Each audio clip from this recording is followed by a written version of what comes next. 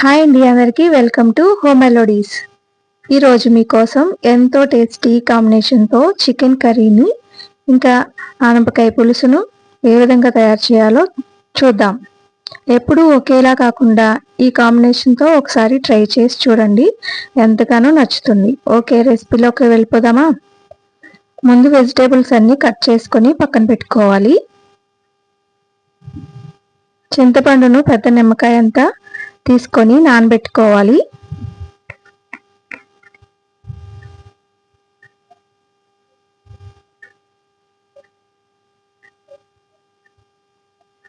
ఇప్పుడు వెజిటేబుల్స్ అన్నీ కుక్కర్లో వాటర్ పోసుకొని 1 or 2 విజిల్స్ రానివ్వాలి.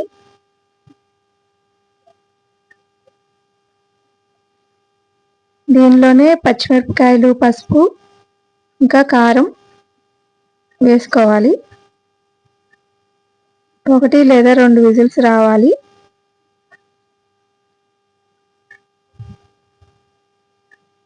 ఇంకా పులుసు ప్రిపేర్ చేసుకొని పక్కన పెట్టుకోవాలి.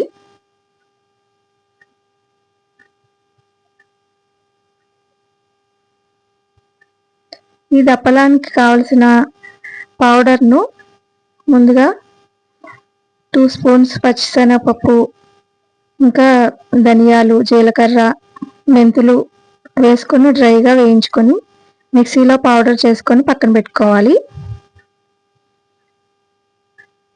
ఇంకా విజిల్స్ వచ్చిన తర్వాత పులుసు వేసేసుకొని ఇంకా సాల్ట్ కూడా వేసుకోవాలి.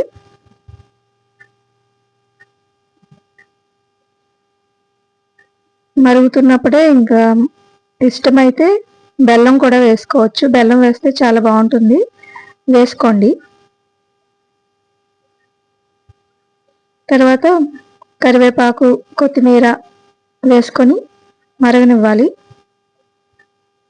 ఒక 2 పొంగులు వచ్చిన తర్వాత మనం డ్రైగా వేయించుకొని పౌడర్ చేసుకున్న పౌడర్ను వేసుకోవాలి. వేసుకొని బాగా కలుపుకోవాలి.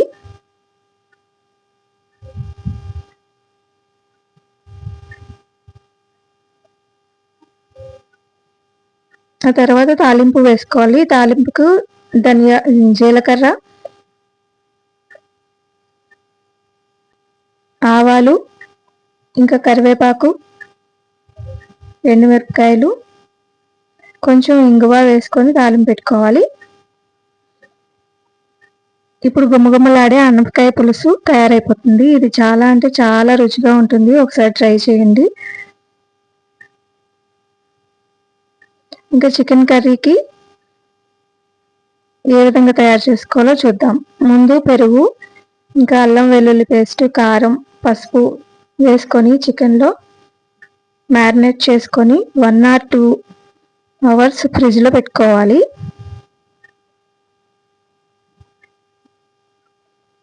ఈ చికెన్ని మ్యారినేట్ చేసుకొని ఫ్రిడ్జ్లో ఎక్కువసేపు పెట్టుకుంటే బాగుంటుంది ఈ కర్రీ.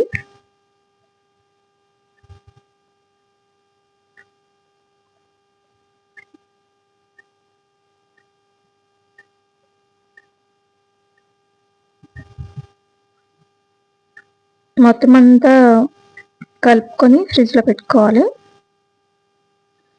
ఇంకా మసాలాకు కావాల్సినవి దాల్చిన చెక్క, ధనియాలు, జీలకర్ర, లవంగాలు, ఇంకా ఎండు కొబ్బరి వేసి డ్రైగా వేయించుకొని పౌడర్ చేసుకొని పక్కన పెట్టుకోవాలి. ఇప్పుడు 2 అవర్స్ తర్వాత ఇంకా ఉల్లిపాయలు, పచ్చిమిరపకాయలు వేయించుకోవాలి.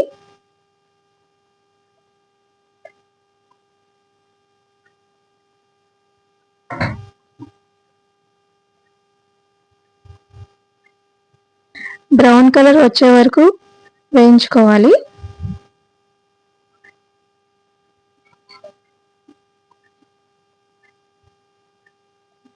బ్రౌన్ కలర్లోకి వచ్చేసినాయి ఉల్లిపాయలు. ఈ స్టేజ్లో మనం చికెన్ని వేసేసుకోవాలి. మ్యారినేట్ చేసుకున్న చికెన్ని వేసేసుకోవాలి.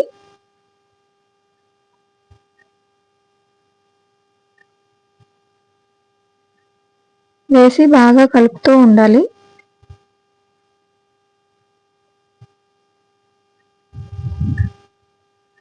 ఇందులో ఉండే వాటరే సరిపోతుంది, ఇంకా వాటర్ వేయకూడదు. ఇలా కలుపుతూ మూత పెడుతూ కలుపుకోవాలి.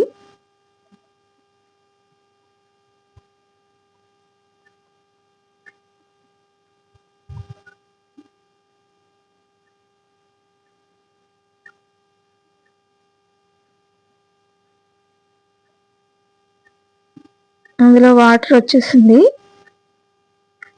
మనం కొంచెం కారం తక్కువగా ఉంటే కారం కలుపుకోవచ్చు. ఇప్పుడు మసాలా ముద్దను దాంట్లో వేసేసుకోవాలి.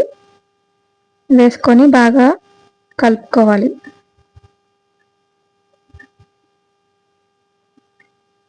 అలా కొంచెం డ్రైగా అయ్యే వరకు కూడా, దగ్గరగా అయ్యే వరకు కూడా కలుపుతూ ఉండాలి.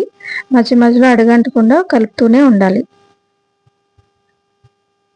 ఇంకా సాల్ట్ కూడా చూసుకొని వేసేసుకోవాలి. ఇంకా దీనికి కరివేపాకు చాలా స్మెల్ బాగుంటుందండి. కొంచెం నలిపి వేస్తే చాలా బాగుంటుంది. కరివేపాకు వేయండి.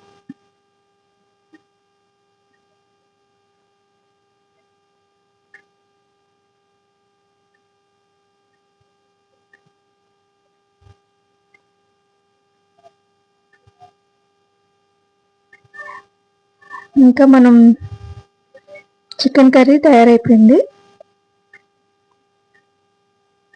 ఈ ఆనపకాయ పులుసులో ఈ చికెన్ కర్రీ వేసుకొని తింటే చాలా చాలా రుచిగా ఉంటుంది. ఈ కాంబినేషన్ ట్రై చేయండి. ఈ రెసిపీ నచ్చితే లైక్ చేయండి, షేర్ చేయండి. Thank you watching.